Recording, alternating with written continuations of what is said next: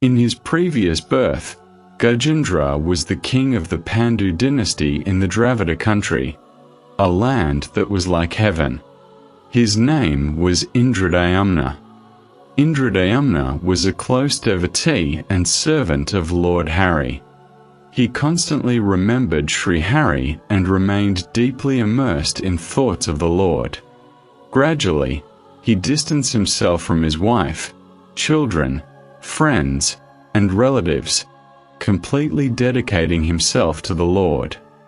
Without any attachment to elephants, chariots, charioteers, horses, or foot soldiers, Indradayamna gave up hunting and gradually distanced himself from the responsibilities of ruling the kingdom.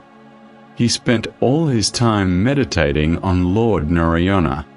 To meditate upon Narayana, who rests upon the serpent Shisha, he came to Mount Meru and settled there. Living there, he constantly remembered Narayana, followed the simple life of sages and saints, ate simple food, and let his matted hair grow freely. Having renounced all the interests and luxuries of the kingdom, Indradayamna began living like a sage. One day, Sage Agastya was passing along that path with his disciples. There, he saw Indradayamna completely immersed in meditation on the Lord, unaware of everything around him. Sage Agastya thought to himself, "This king has abandoned the administration of his kingdom and stopped caring for his people. He has forgotten hospitality and helping others, does not honor sages and saints, and does not seek guidance from his teachers. If he simply sits in worship like this, what will happen to the world?" Agastya became angry. He cursed Indradayamna, saying, "O king, you have abandoned everything in excess and are moving forward like a stubborn elephant that simply follows its path. Therefore, you too shall be born as an elephant, remaining dull and ignorant."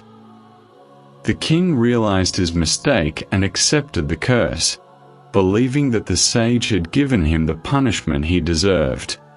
He then pleaded with the great sage, asking, "O Maharishi, when will I be freed from this curse?" As the sun sets and darkness spreads across the sky, Indradayamna's wisdom faded and ignorance surrounded him. In this way, the king became Gajendra, the elephant. Yet, because of the merit from his previous birth, he continued to remember Lord Hari in his heart. Natural pride filled his body, and he lived joyfully among many wild elephants, including male and young elephants. He had many offspring among the wild elephants and wandered freely through the forest with his family. He roamed across the forests, climbing up and down hills and mountains, trampling and crushing the trees he came across, and moving through the dense wilderness. As time passed, summer arrived. The ponds, streams, and small waterways dried up. There was no water to drink and no food to graze on. His mate and offspring suffered from hunger and thirst. Then, in the distance, Gajendra saw a beautiful lake. Around the lake were trees, plants, and vines bearing pomegranates, grapes, and jackfruits. The fragrance of blooming lotus flowers spread across the waters. The lake was adorned with pearls and precious gems. Parrots, cuckoos, swans, deer, and joyful peacocks filled the surroundings. The beautiful lake attracted Gajendra. He entered the water along with his family and companions. The elephants jumped, played, and moved happily through the water. They splashed water with their trunks, turned and moved around, while the older elephants, young elephants, and male elephants enjoyed playing in the water together. But in that lake, a crocodile had been living for a very long time. As the elephants played and splashed water in the lake where the crocodile lived, the crocodile suddenly caught hold of Gajendra's leg. Gajendra kicked, pulled, shook, and tried to throw the crocodile away. He pulled his leg backward and forward and struck at the crocodile with his raised leg. But no matter what he did, the crocodile would not let go. His mate, offspring, and the other young elephants came to help him, but the crocodile still refused to release Gajendra's leg.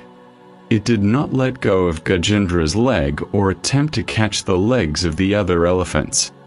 After trying their best and becoming exhausted, the other elephants finally returned to the shore. Desperate and helpless, Gajendra said, "This is my karma. You all go." The elephants left reluctantly, carrying deep sorrow in their hearts. The crocodile continued biting Gajendra's leg, and blood flowed into the lake, turning its waters red. In this way, 1,000 years passed. Suffering and exhausted, Gajendra cried out, "Who else do I have now?" Having lost all hope and direction, he closed his eyes and remembered Lord Hari. Weak and exhausted, Gajendra cried out and pleaded for help. At that moment, in Vaikuntha, Lord Mahavishnu was seated with Goddess Lakshmi upon Shisha, when Sri Hari heard and listened to Gajendra's desperate cry. Mahavishnu mounted Garuda and set out to reach Gajendra. When Sri Hari arrived, he placed his Sudarshana chakra between the crocodile's jaws and broke its teeth. By the touch of Sri Hari, the crocodile's form disappeared, and a Gandharva stood in its place. This crocodile was a great Gandharva named Huhu in his previous birth.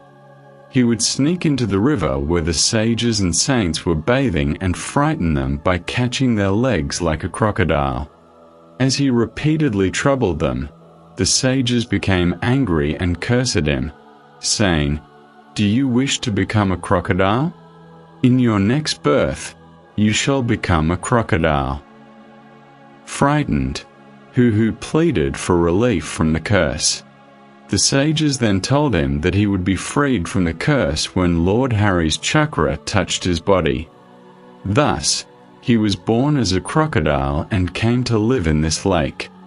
When the chakra touched Gajendra, he was freed from the curse. Gajendra knelt before Sri Hari, folded his hands, and bowed at his feet.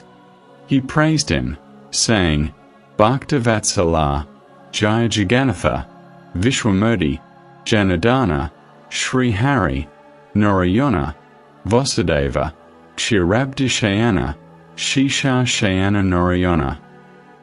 Gajendra then surrendered himself at the lotus feet of Lord Hari. Those who recite, narrate, or listen to the story of Gajendra Moksha will receive all auspicious blessings.